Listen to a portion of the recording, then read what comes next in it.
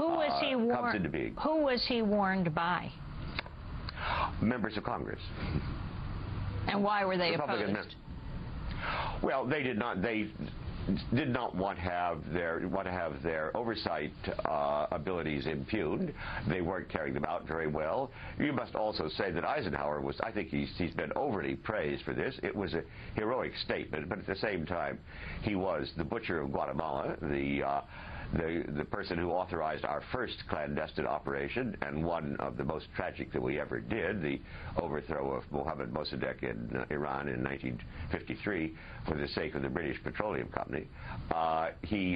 And he also presided over the fantastic growth of the military-industrial complex, of the lunatic oversupply of nuclear weapons, of the empowering of the Air Force and things of this sort. It seems to be only at the end that he realized what a monster he had created.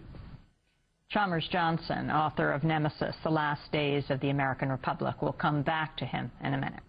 Now, democracynow.org, The War and Peace Report. I'm Amy Goodman. As we return to my interview with Chalmers Johnson, his new book, Nemesis, The Last Days of the American Republic, I asked him to talk about the expansion of U.S. military bases around the globe. According to the official count right now, it's something called the Base Structure Report, which is an unclassified Pentagon inventory of real property owned around the world and the cost it would take to replace it. There are right now 737 American military bases on every continent, in well over 130 countries. Some apologists for the Pentagon like to say, well, this is false that we're counting Marine Guards and embassies.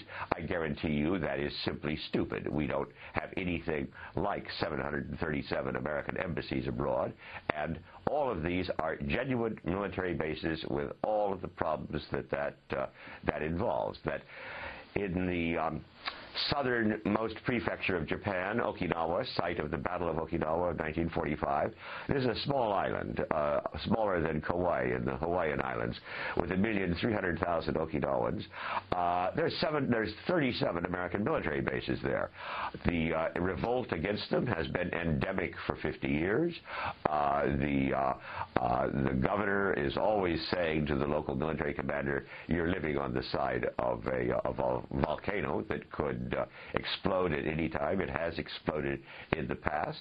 What this means is just an endless, non-stop series of sexually violent crimes, drunken brawls, hit-and-run accidents, environmental pollution, noise pollution, helicopters falling out of the air from Futenma Marine Corps Air Base and falling onto the campus of Okinawa International University.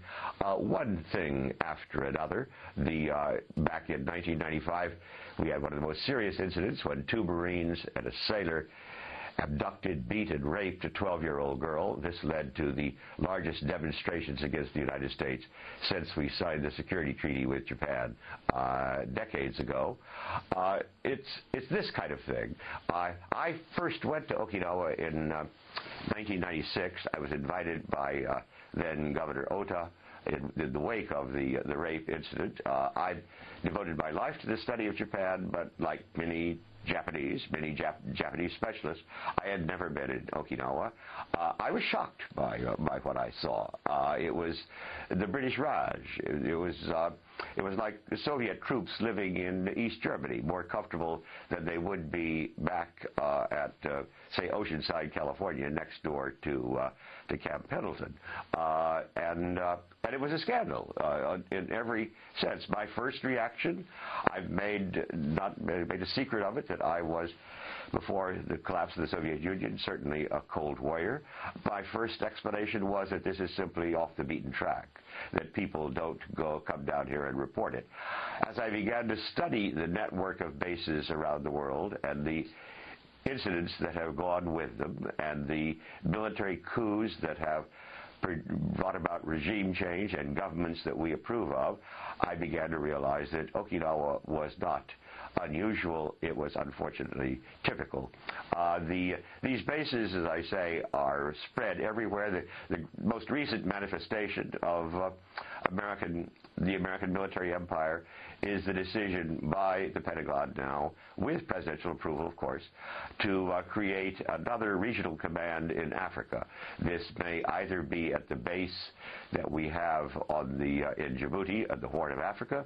It may well be in the Gulf of Guinea, where we are prospecting for oil, and the Navy would very much like to put ourselves there. It is not at all clear that we should have any form of American military presence in Africa, but we're going to have an enlarged one. Invariably, remember what this means.